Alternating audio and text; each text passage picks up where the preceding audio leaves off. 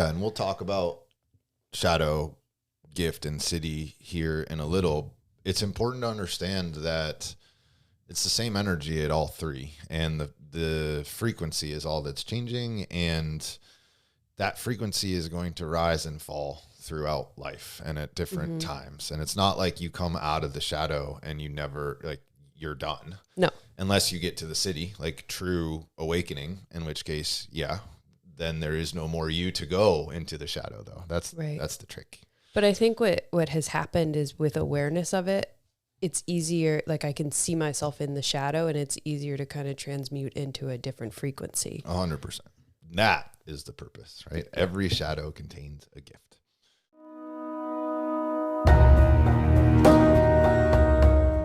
Activation sequence specifically is where we are going.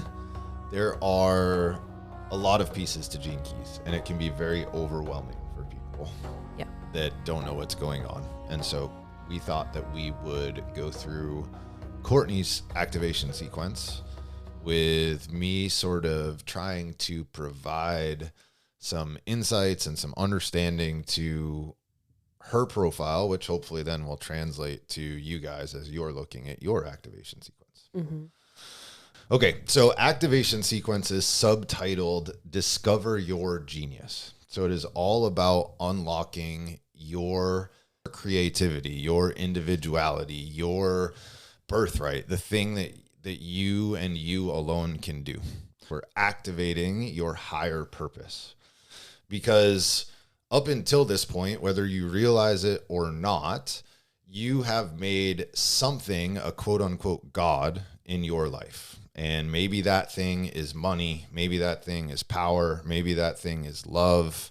Maybe that thing is Jesus Christ. Maybe control. Yeah, maybe that's control. But you're serving something. And a lot of times the thing that you're serving is not a conscious choice. And you end up in places that you're like, how the hell did I get here? And it's because you don't realize what you're putting first. Yeah. And the activation sequence is designed to help you put your higher purpose and God's plan for you in front and center, first and foremost. So it is the first step of a threefold path of awakening. So there is the activation sequence, which we're talking about the first couple spheres of today, and then we'll do the back half of it next time. There's the Venus sequence, which we'll split into 2 or 3 episodes, which is unlocking love. And then there's the Pearl sequence, which we'll do in an episode or 2, which is about unlocking prosperity. And it's really important in the Gene Keys that things are contemplated in a specific order, in a specific sequence. So that goes for the golden path at large, which are those 3 series that I just talked about. We need to do, or it's recommended to do, the activation sequence first, because you need those gifts to come online before you're going to be able to have an open heart with stability, right? If we don't activate our prime gifts in the activation sequence, then our heart isn't going to be able to stay open. Our purpose in relationships isn't going to be able to be served. Our attraction sphere, we're going to be calling in things that aren't actually serving our higher purpose, but they're serving this other God that we've put into our lives. And then prosperity, even more so, right? You hear these stories over and over and over again about people who become so materially successful, but are freaking miserable and have no way out, and they've trapped themselves. And that's what happens if we dig into prosperity before we open our heart and before we activate our prime gifts. That's called the golden handcuffs. Exactly. Mm-hmm. And beyond just the sequences, within each sequence is designed to be done in order, because you need one thing to start to come into your being before the next thing is going to show itself. So a good example of this is the 2 spheres we're going to talk about today are conscious choices. So they are in your awareness. They are things that you can see, you can catch yourself in, and you can make choices to change. However, the 2 that we're going to talk about next time are unconscious. They're behind the veil. They're things that just come forth based on how you're handling these first two spheres. So if you were to start with the third sphere, it wouldn't make very much sense because it's unconscious. It's something that's coming through. And so it's going to be much harder to find water there, right? If you're digging a well, you want to dig where the water is the shallowest, not where it's the deepest. And it's the shallowest in the life's work, which is the first sphere of the activation sequence. And I actually tried to start with the Venus sequence. Do you remember that? I do. Like I felt more called to the Venus sequence. And I walked through the Venus sequence, I think, before you even got to it. And it didn't resonate with me at all. And now that I've gone back and we've gone through my activation sequence together, it all makes a lot more sense. 100%. And that is also, so an important part of this wisdom is that it is self-guided. So even though I'm about to go through my contemplation and thoughts on Courtney's profile, Richard Rudd, the founder of the Gene Keys, might have a fit about that, because this is designed to be a wisdom that you feel in your body and then that you see in your life. So even though I can help give her some ideas and some thoughts, ultimately she's the one that's got to sit with it and allow these things to show up for her so that she can embody them. But I think what it's been successful for me when we talk through it is learning styles, maybe. Like I have an easier time getting to a contemplation when I can like talk my thoughts out and I can hear them. But when I read, it doesn't like resonate that much. So that's why it works for me when we do that. So I don't know if it's like the wrong thing to do. I think you just have to figure out the way that information gets to you. For sure. However, there still is a component that you have to sit with that information once it is in you. Right. But I'm saying like talking through it is what helps me sit with it. Absolutely. Yeah. As long as you don't just talk through it and move on, right? Okay. That's not going to get the wisdom into where we want it. But what I was saying that for is that it is okay if you feel called to start with the Venus sequence or to start with the Pearl sequence, even with all that I just said. This wisdom is very intuitive, and you got to go with your gut, and you got to go with what feels right for you. So I'm just going to tell you what is the simplest, but it's not necessarily what's right. Always default to your intuition and your guidance. Just know that you might be making it harder on yourself if you don't start in that place. Okay, so this is your prime gifts, because these are the things that need to turn on for all the other steps to happen. It's also the really important part to unlock your potential as a spiritual person in the world. Like these are the prime gifts that turn on your spirituality, if that makes sense. And so if you were to do the activation sequence, you'll see these listed as your prime gifts. They're also sort of themes that open up to a lot of the other spheres in your profile. So it's called your hologenetic profile, because even though if you look at the profile, you'll see, and I might cut this into the video here, you'll see, a bunch of ziggy-zaggy lines all over the place, one sphere connected to another, but that really is just for our little monkey brains to be able to get a better understanding and to get a clear picture visually. In reality, it's actually much better to think about this as like a series of Russian dolls. So one sphere is tucked inside of another sphere, tucked inside of another sphere. So it's more layered like that than it is from thing to thing to thing. Let's talk about the different bands of frequency now. So basically what I'm doing here is trying to give you a overlay of the land. This is what the activation sequence is. This is what some of the vocabulary and language that we're going to be using means, just in case you're not familiar with this. I just want to make sure everybody is on the same page. Mm-hmm. So the shadow is the quote unquote lowest frequency band of the three bands. So each gene key is going to have a shadow, a gift, and a city. And the shadow, the most important thing to remember is every shadow contains a gift. So the shadows are not the things that we are supposed to run away from. They are the things we're supposed to turn towards. And that is a very hard thing to do in the beginning, because shadows are uncomfortable and they lead to discomfort in our lives, and they lead to circumstances in our lives that we don't love, and they cause all sorts of mayhem. And the last thing we want to do is poke around in there. However, if you don't do that, you can't ever learn the lesson that you're meant to learn, and you will be stuck in that frequency forever. Mm-hmm. Then we move up into the gift frequency. Well, within the shadow, there's also the repressive nature, and what's the other one? Reactive nature. And we're not going to go into that specifically as I go through things, but yeah, that is an important component. So within the shadow, there's what's called the reactive nature and I forgot already. the repressive nature. So basically, these are two massive archetypes, almost like introvert, extrovert. Like it's similar to that vibe, where repressive nature is going to tend to suck things in and make themselves smaller. The reactive nature is going to tend to mirror things out and like mouth off at people. Mm-hmm. However, you do go back and forth between. Yeah, a lot of times you're split.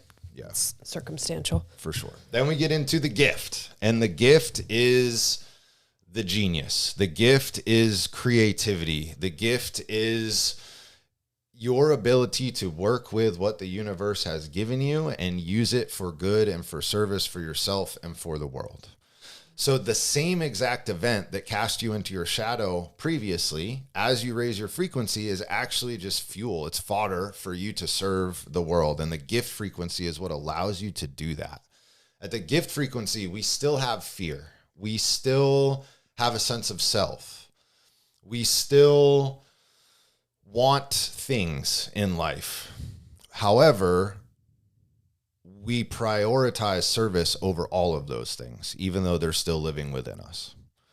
Then we get to the city, which is a total dissolution of self. There is no more you to want things. There is only awareness itself. The city is the divine expression of each of these different gene keys. It's the highest frequency. It's the frequency of awakening or enlightenment. It is even beyond that, because sometimes enlightenment in itself can be seen as a trap. If you look at the Veda or ancient texts, they talk about people getting these, and typically the cities are seen as negative things. In systems other than the gene keys, cities are seen as special powers that people get that serve as distractions. So for example, the city of my purpose is justice. And justice is all about balance. And at the shadow frequency, it's limitation. And so it's about breaking limitation. So the 60th city literally can give rise to things like breaking the laws of gravity, flight, or breaking the laws of time travel. So imagine being a person that can literally do those things in the world. And instead of wanting to continue to grow, you're like, holy shit, I have this cool power. I'm going to stay here. And it can be a distraction from you fully giving yourself over to God. So would you say that the gift frequency is really living in your humanness? Yeah, absolutely. The gift is all about living in your humanness as an interconnected human instead of an individual human.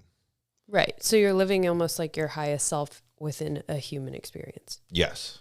Yeah. You're like deeply connected to your soul, which is that point. More or less the goal in a lifetime. Yeah. I mean, ideally, all of us are going to get to the city at some point. Right. When it's time. And there's nothing that you can do to trigger a acidic state. It is, the universe has a plan. And when it's time for that to happen, that will happen. Right. And I actually was filming a video today on reincarnation and how our frequency gets higher and higher over vast spans of time. But all we can do is just choose love over and over and over again. And eventually that's what leads us to the path of the cities. So the cities, though, in the gene keys context are the top divine level. I shouldn't use the word top, but the divine expression of it's the sacrifice of self for basically giving yourself over to God. Then we get into what are called the 6 lines. So each gene key will have 6 lines attached to it. So you'll see a key, which will be a number 1 through 64 if you're looking at your profile. And then you're going to see a period, and then you're going to see a number 1 through 6 after that first number. And those are the 6 lines. And those 6 lines are archetypes, broad and general archetypes. And actually, they have a ton to do with how each of the keys express themselves. In fact, a lot of times that archetype is more important than the key itself, because the key really just kind of flavors the archetype more than anything. It's not really like the overall plan, if that makes sense. That does. And so to give you an idea on the lines, I'm going to give you the 6 lines of our first sphere, the life's work, and I'll come back to those later too. I'm just going to touch on them really quickly now so that you get an understanding of what I mean. So line 1 is the creator. Line 2 is the dancer. Line 3 is the changer. Line 4, server. Line 5 is the fixer. And line 6 is the teacher. So these are 6 different ways that we can show up in the world to produce our life's work, which we'll talk about what that means here in a second. Mm-hmm. The most important part of this is combining both of those things. So making sure that you have sat with and contemplated both your gene key and your line and what the sphere means. All 3 of those things need to be contemplated independently, and 2 of them together and all 3 of them together. And what you'll find is each layer is going to unlock more understanding and different nuances. And then once we do that within a sphere, we can even start to link another sphere in. Like in the 2 that we're going to talk about today, I'm going to bring up programming partners a little bit later on. And then we can think about how even all those interactions within the sphere interact with a whole other sphere. And so there's so much here that you can dive into, which is why it can be so overwhelming when people are first looking at their profile, like, what the hell do I do with myself? That was a good way to explain it, though. It just made something click for me. I've had a really hard time like putting the gene key and the line together, and it's because I was putting the line as a flavor of the key rather than a key as the flavor of the line, and that makes a lot of sense. Perfect. So thanks for saying that. I do what I can. Okay, we're going to get into the life's work. So this, if you're looking at the hologenetic profile, is the very tippity top. It is outwardly what you are meant to do in the world, and inwardly what you are meant to learn inside of yourself. So in this incarnation, this is the thing that you are meant to produce, or do is a better word, this go around. Mm-hmm. It is a conscious choice. So it is in your awareness. You're going to see the shadow. You're going to feel it in your life, and you're going to be able to make a choice to transmute it if you want to do that. The life's work, just as a point of comparison, we'll compare it to the purpose, which we're not going to get to today, but we will next time. Your purpose is how you are in the world. It's a way of being. It's what underlies your doing. Mm-hmm. But your life's work is what you're actually out here to do, and a lesson you're meant to learn. So Courtney's life's work, she is the 9th key and the 6th line. So 9.6. At the shadow level, that is the shadow of inertia. It is the gift of determination, and it is the city of invincibility. And interestingly, the old name for this, the ancient Chinese name, so all of these keys come from a system called the I Ching. In that ancient Chinese system, this is called the taming power of the small. The 9th key is the taming power of the small, which tells you it's about how the little things can make a really big difference. Or it's about how the small things can tame you, which is what's happening at the shadow frequency. So the shadow of inertia puts the details over your higher purpose. You tend to get bogged down worrying about the little things, what people are thinking about you, that you're late, that you said something that you didn't want to say, instead of the big things, that you're actually serving somebody, that you have love in your life, the things that actually matter. Does that ring true for you? Yeah. Inertia like is anxiety So and rumination. what you'll see as you look at your profile, and if I were to do this with somebody else, the person will immediately recognize the shadow. Like if you want to blow somebody's mind, go through their activation sequence and tell them about their shadows and their lines of their shadows and tell them a story based on that, because they will recognize it immediately, because most people by and large are stuck in the shadow frequency. The collective frequency is the shadow. Can I just caveat that with the first time I read through, actually probably the first several times I read through, I was like, that's not me at all. And then when I really sat down and thought about it, I was like, oh, wait. Yeah, so Courtney's overall profile is what's called a 6-2, which eventually we'll talk about that. And that second line is famous, or maybe infamous, for denial. So it's not that surprising. Must be someone else. What I was getting ready to say there about, so the people recognize the shadow because they see it in their lives all the time. If you were to go through somebody's profile with the cities, they might be like, nah, I don't know about that, because we haven't gotten there for the most part. So she immediately recognized the shadow. Sometimes it's a little bit harder with the city.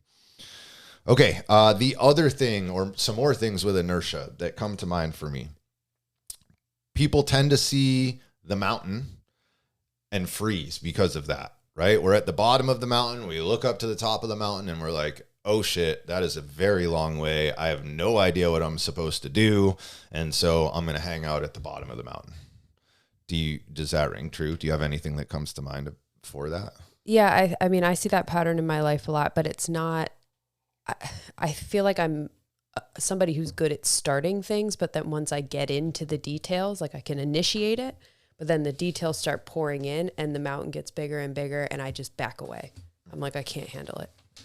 Got it. So it's not so much taking the first step, but the next couple steps are hard. The middle part. And inertia is largely about the first step, but it's also about repetition and creating a groove. And it sounds like that's what you're struggling with. We never get into the groove. I don't get into the groove. I give up before the groove. Got it. Because I feel overwhelmed. And how about the freezing? Is that something that happens for you where you like something feels so big and so we just kind of fall into this anxiety state and do nothing? It's less of a freeze so much as I'm somebody who likes to pile so much onto my plate that I just jump to something else and I'll like kind of spin my wheels on that, and then I'll jump to something else and spin my wheels on that. But I have so many things on the docket that I never feel like I'm actually frozen because I'm just jumping from thing to thing, but I'm not moving forward in any of it. I know you've probably seen that with me. And hilariously, there's two things that I'm about to talk about. Number one, she literally just described details over higher purpose, right? Keeps bouncing around to all the details instead of focusing on what matters. Number two, literally my next bullet point here is stepping stones. So the image that I want you to put in your brain for this ninth shadow of inertia is a series of stepping stones. And each step brings you to the next day or week or year of your life. And in the ninth shadow, you're just building a circle. We're just walking around and around and around and not actually getting anywhere. Mm-hmm. However, what that circle gives you is certainty. What that circle gives you is knowing what the next step is going to be. Mm-hmm. The ninth gift takes those stones and straightens them out. So we always know where the next stone is because it's right in front of us, but we have no idea where that path is leading. And that's when inertia kicks in. Mm-hmm. The other big thing with inertia is that people tend to focus on the future instead of the now. Yeah. And thinking about the future, again, it feels, if we have this ideal, this picture in our brain, like peace on earth or getting rid of the financial system, it's really hard to take the first step because it feels like such a big thing. Mm-hmm.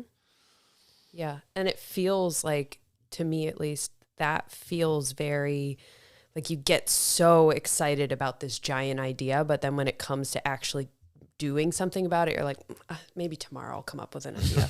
Yes. But like it works you up so much and you get very ruminating about it. Like it's like a really intense energy, but it just stays in a little circle. Absolutely. Yeah. It's too much focus on the vision and not enough focus on the small thing that you need to do next. Mm-hmm. Or the other thing that keeps you stuck in inertia is a lack of purpose. So not being committed to something that you know you need to do when you wake up every day. Probably because it ties into the last thing, right? It feels too big and you're like, oh, that purpose can't be for me. But in reality, you can do way more than you think you can do. And that is your purpose.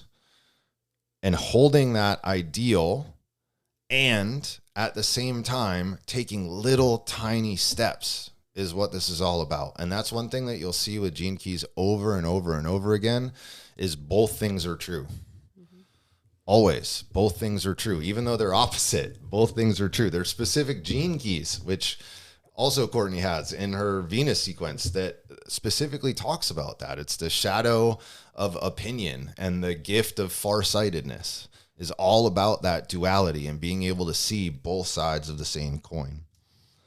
Do you have anything else on inertia that comes up for you? In my own life and contemplating the shadow and trying to transmute it, and we'll talk about the gift in a second, I found that the inertia is also tends to be really driven by fear. So like if you do have that big vision, it's like, well, what if I can never get there? Okay, that's fine. I'll just go do something else. Mm-hmm. So it's really, there's a huge, I can feel it right here. It's like this huge pit that keeps you from taking that step. Yeah. And until you get into that groove and then God starts to take care of it for you. Right. And ironically, to get into the groove, well, it's not ironic, it's the actual key, is the tiniest step. It's just like every day you just like say, hey, I can do it. It doesn't matter. And then that gets you into the groove. It's even smaller than you think. Like I kept getting stuck on the small step because I was like trying to make the step bigger than it needed to be. Yeah. All right. And then we get into the gift of determination. So like I said, this is about establishing some repetition and continuing to move forward and doing something consistently. Because when you do that, the universe comes and starts to work in your favor. It sees that you are putting in consistent effort.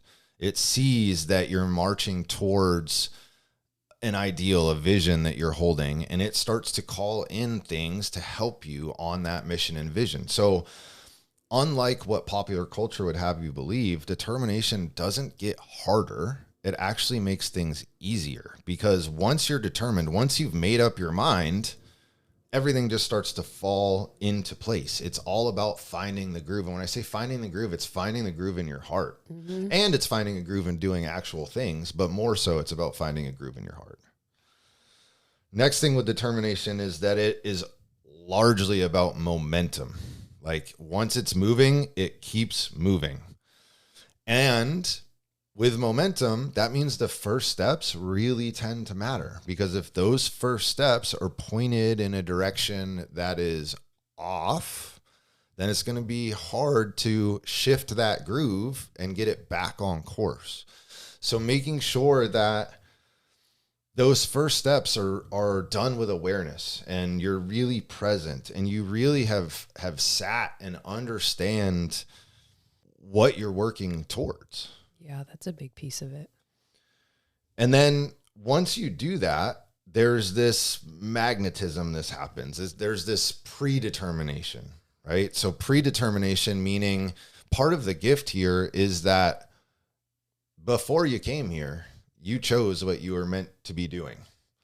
And God's path for you is already set.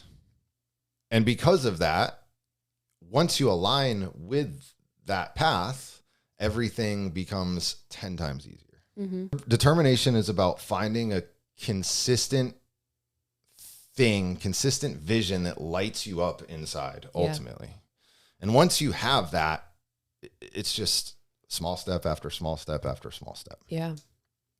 Anything else on determination? Well, I was just going to say determination. Like when I first read through this, my idea of determination was like, oh, I got to get some sort of morning routine so that I'll be focused.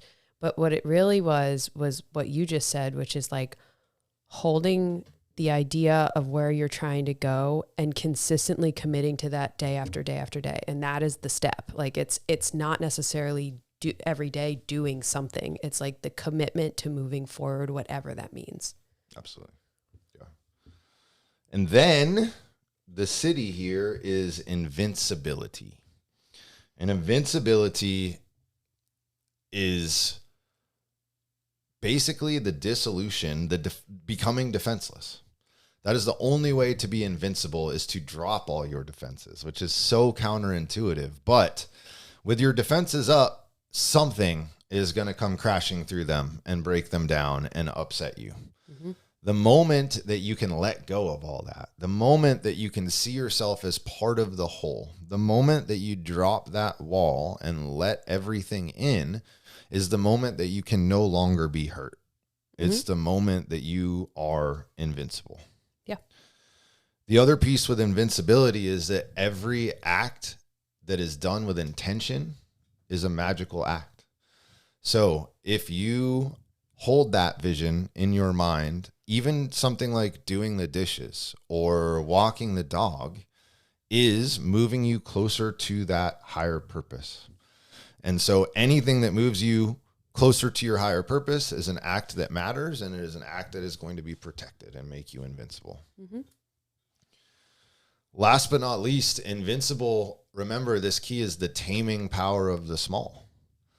So invincibility is the small things, the meek things, the little things. It's the understanding that the universe is inside your DNA and inside every cell of your body. And so the tiniest things hold the greatest power. And that's the other part of invincibility. Mm-hmm. Anything to add there? No, I think that one's relatively self-explanatory. Okay, so now we get into Courtney's line, and she has a 6th line here for the life's work. And 6th lines have an interesting journey. So the 6th line is keynoted in this particular sphere, and these keynotes will change, but in this sphere, it's the keynote of the teacher. And what that means is there needs to be some knowledge there for her to be able to teach. And the way that we accrue knowledge, and more importantly, wisdom, is through time and through patience and through learning and through trial and error and tribulations and all of these things. And so the 6th line is unlike all of the other lines in that there's a bit of a time delay. So 6 lines, their lives are usually broken into 3 big chunks. The first chunk is up until about 30 years old. The next chunk goes until about 50 years old. And then finally, you're in that third and final piece. Your mileage may vary, could be a little different from there. But ultimately, the first phase of a 6 line's life is going to feel a lot like a 3rd line, which is keynoted the changer. So it's all about experiencing lots of different things and failing with lots of different things and having relationships with lots of different people and having lots of different jobs and just like broadening your experiences, because we need that to happen. After 30, maybe around 35, you might start to fall into this sort of middle ground where you've had your experiences and you can kind of see on the horizon, like there's this thing that's here that I feel like I'm marching towards, but it's not at all clear and you're not at all sure what to do to get there. And it's frustrating. Yeah, we're heavily in that period. And you might get just a taste of it. Like things might start to turn a little bit, but it's not actually going to come fully online until we get into being about 50 years old. Woohoo. And then once we're 50, think about all the stuff that we learned in those other phases. We learned not only through experience, But in that middle phase, we've started to use that experience and experiment with it and combine it different ways. And we haven't yet created our magnum opus, but we're working towards it. And then when we hit 50, we release it, and that's our life's work, right? That's our, not the life's work sphere, but that's our, we realize what the heck we were here for all along. And so the 6th line is the line of vision. It's the line of seeing far. It's the line of seeing the big picture, being in line with nature, trusting rhythms and cycles, and then helping other people see those things, because they tend to get lost in the details and the small and the what's happening now. So the 6 lines are here to remind everyone of the bigger picture. Mm-hmm. So in this case, it fits perfectly with the key, because that's exactly what it's about. Mm-hmm. Inertia is just a distrust in what is in front of you. And 6 lines are all about needing to trust. In fact, it's keynoted surrender in the next sphere when we get there. Needing to trust that next step. Going to those stones that we talked about, placing them in a straight line, and just knowing that at the end of that line is where you're meant to go. Mm-hmm. And she's here to teach the world determination, not necessarily, in fact, very rarely directly, right? I'm not saying that she's going to be a teacher about determination, but the things that she does in her life are going to open up the aura of other people to understand, oh, I can do this if I just put one foot in front of the other. Yeah. She's teaching other people how to let their defenses down and be invincible, how to focus on the right things in the world.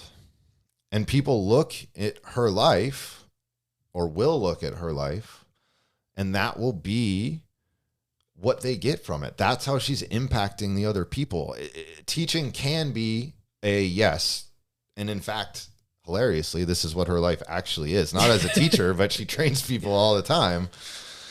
And this is why, because she is a 6th line. Mm-hmm. Yeah.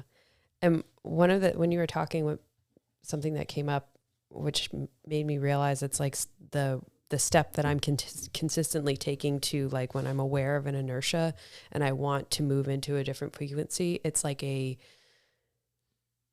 commitment to surrendering that I know the right step will appear in front of me. Does that make sense? Like it's like a letting go of my idea of what needs to happen, which was this little circling around, and just more of I'm letting this go, and I see the bigger vision, and I feel the bigger vision, and what the